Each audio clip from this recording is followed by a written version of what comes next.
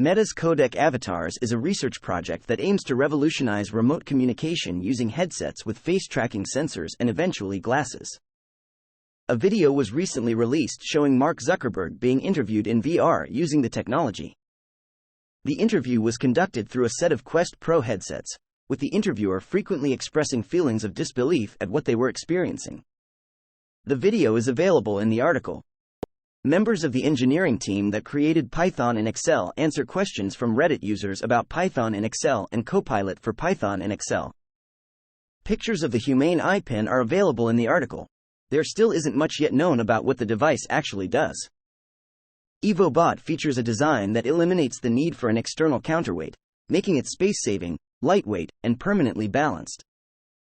Bruno is an IDE for exploring and testing APIs. A look at Mozilla's projects and how the company could be a real competitor to Google. AI turns the marginal cost of content to zero and drastically changes workflows, making it likely to be the next dominant layer on which applications are built. Details about Samsung's Galaxy S24 devices, expected to be out in early 2024, have been leaked. The CAD-derived renders for the S24 Ultra, S24, and S24 Plus showed the important parts of the device down to the millimeter.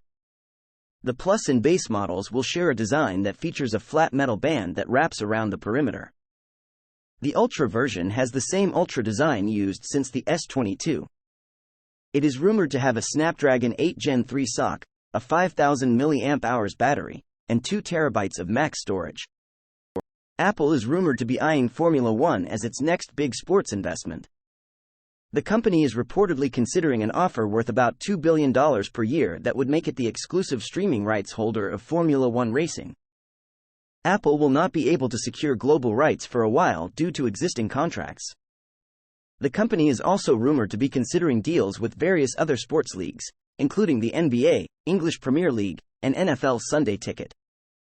Space scientists study the physiology and psychology of people living in the Antarctic and other remote outposts due to their similarities with other worlds. There are around 20 analog space facilities around the world that host volunteers for isolation studies over weeks or months in polar stations, desert outposts, and even sealed habitats inside NASA centers. The research helps scientists test medical and software tools, enhance indoor agriculture, and address the difficulties analog astronauts face. Ethylene, the world's most widely produced and used petrochemical, is used to make products lightweight, durable, or waterproof. Conventional ethylene production releases enormous amounts of greenhouse gases. CERT Systems Inc. has developed a technology that removes fossil fuels from the process of producing ethylene. The technology works at ambient temperatures, uses renewable energy, and produces no harmful emissions. CERT's process could be used to make other carbon-based building block chemicals.